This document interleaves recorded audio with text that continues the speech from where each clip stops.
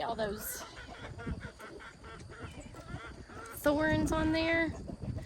That is why I can't come out here and just walk through. And you can spray poison on them and they'll just come back, as you can see.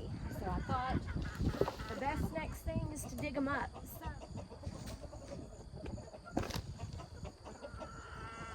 I've committed to 1 wagon per day to any area that I am weeding. It will probably take me years, but at least one area will look better than any other area.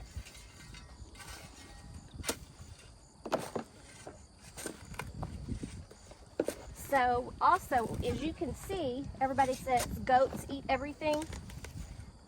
Does it look like a goat has eaten this? Goats don't eat everything. They don't like this stuff. Oh my gosh, you're pulling my wagon. They're pulling my wagon. There is stuff on here, like this stuff doesn't have thorns, but it's more, I guess they don't like it very much. This stuff here, but it's like a little bush and it just overtakes. It's the thorny stuff that nobody likes. So I've tried for years. I've had my farm guy spray it and cut it down for the past 2 years when he was working with me. And as you can see, it just comes back with a vengeance. So I'm just, ow, oh, that hurt. I'm gonna take it out with a shovel. And today is very cool. We've had the windows open while we were sleeping. So it's very cool. So if it starts getting hot, I will just go ahead and go to something else. But as long as it's cool out here, I'm going to start pulling up these weeds and taking them to the burn pile. And the things about these thorns, bushes, and these other bushes, very, very thick, long tap roots. Very, very thick. You can't just pull them and grab them. They have to be dug up. So I'm just gonna give them a little more area right here and continue doing this until I just get too tired to do it today. So I'm gonna turn you off, move you outside for a little bit, then I'll come and show you some of my work that I've got done today. Okay guys, I've spent, I think maybe, I don't know, it feels like maybe 2 hours. It might not have been that long out here. It wasn't hard work. It's just starting to warm up a little bit, so I'm starting to sweat now, but there is still a very cool breeze. So let me show you what I did. And you know I only committed to 1 wagon full of weeds per area that I worked in per day. Let me show you this one. Look. That's just a little bit more than a wagon load. I've even got it over here in front of the chicken coop. So let me turn you around. What I really wanted to do is make sure that they had a good size walking path to get back up to their water. And we have done that. I didn't get too much over here by this chicken coop here because we'll come and do this more because they really don't stay out in this area very much. They're more over there. So as you can see, well, you can't see how big it is, but there is the end of the breeding pens. And so we cleaned all of that out. We went all the way down, tried to make sure that we got a good swath, and got over here by the water. You can see how the ground is all turned up. So we got all the way over to here. I did move a little bit from in front of the chicken coops. I do have new breeding boxes to put in, and hopefully we'll get to that today. I'm not for sure, but as you can see, we still have a lot more weeds to go through. And I know a lot of you are going to ask, well, why don't you just bush hog it or weed eat it? For one, the weed eater will not work because these are bushes. They have a good stem. Let me find one with a stem on it and show you what the stems look like. Plus, I don't want my chickens to end up getting hurt feet with you see how thick and stemmy that is? And even if we cut that off with a bush hog, this is like a stick. and that could possibly cause harm to the feet of my chickens. So that's why I would rather go ahead and get everything put up and by digging it out. Of course, I don't know if y'all watched me put my sun sail up. Sun sail?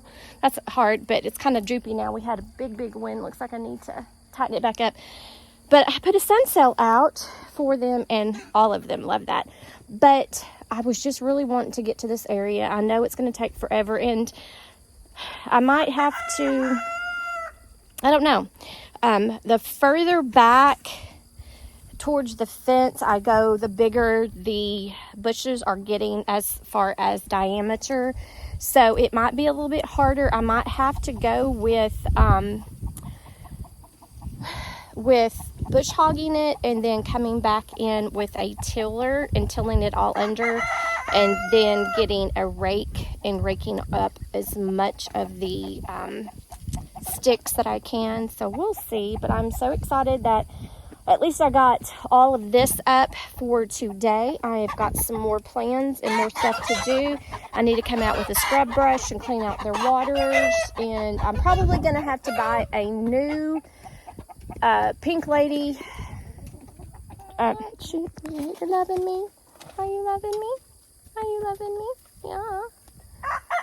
She doesn't want me to pet her, but she loves to lick on my legs. So yeah. That is Laverne right there. So anyway, let me turn this around and show you why I'm probably going to have to get a new pink lady and protect my trees a little bit. Okay, if you look at that tree, you can see like there's some real bright, beautiful brown in it. Well, that's from where the goats are climbing up on the waterers. That's why I got the big bucket, so they can't stand on that and get into the trees, but they're pulling the bark off.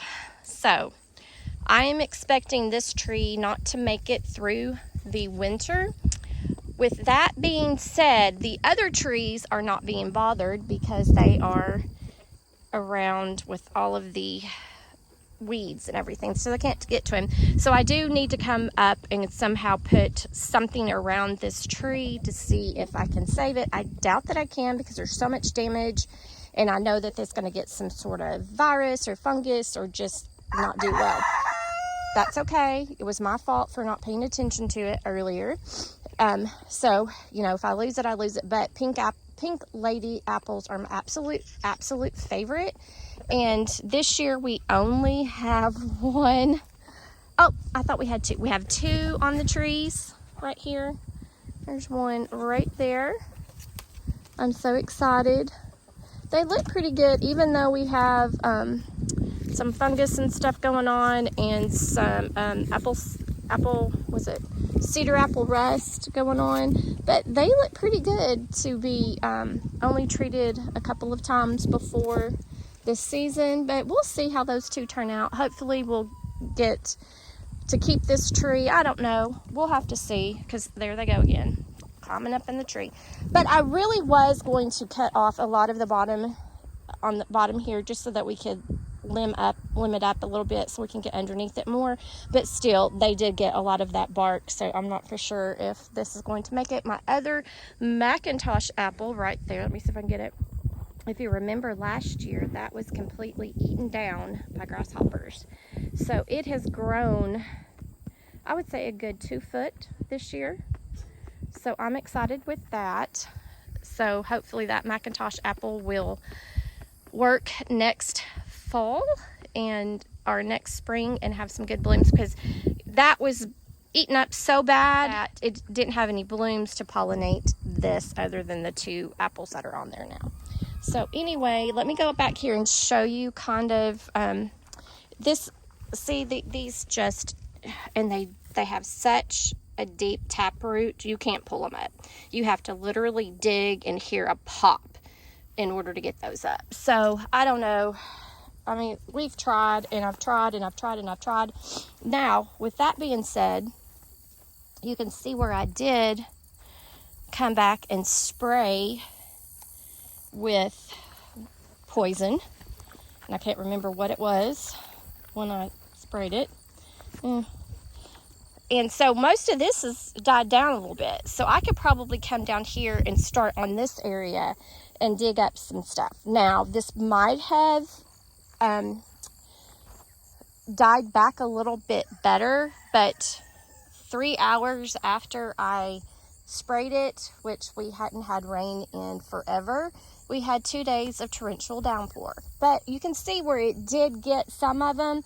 But however, with that being said, you can see that they are still really rooted into the ground. See, they're really in there. So, and it's mainly the ones that are died is mainly the thorny ones, but they're already starting to grow back. So I don't know, guys. We've tried and tried. I've tried last year having my farmhand spray it with poison, let it soak in, weed eat it, spray it again, and this is still what we end up with. Lovely. But like this right here, I think I really went over this really well. So maybe I can just come back out here and do this. But like I said, you can see this is dead. But look, it still has that big old stem.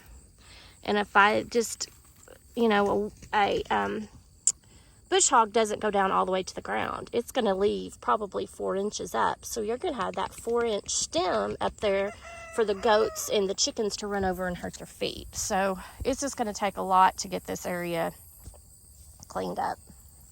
So anyway, so this is a good place, I think, to stop this video for today while I start another project. I do have some stuff I need to go to town to do today. But also, what I was going to say, I think I have decided that I don't want to take all of that weeds across the yard and possibly drop seeds into our grass up by the house to where we'll have to deal with this type of weeds next summer in the grass. So what I think I'm going to do, I'm going to go right out there where that stuff is dying down. I'm going to throw it out there and we're going to burn it.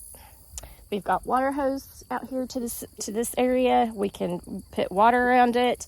We had a rain the other day, so everything's still kind of little, not too dry. So I think we're just going to burn it. I'm going to burn that sucker tonight, and hopefully it'll help burn off some of that. So we'll see. So thank you for joining me today as I did some chicken chores out here on the farm, and hopefully we will be able to get this weed problem under control. So guys, make what you have beautiful.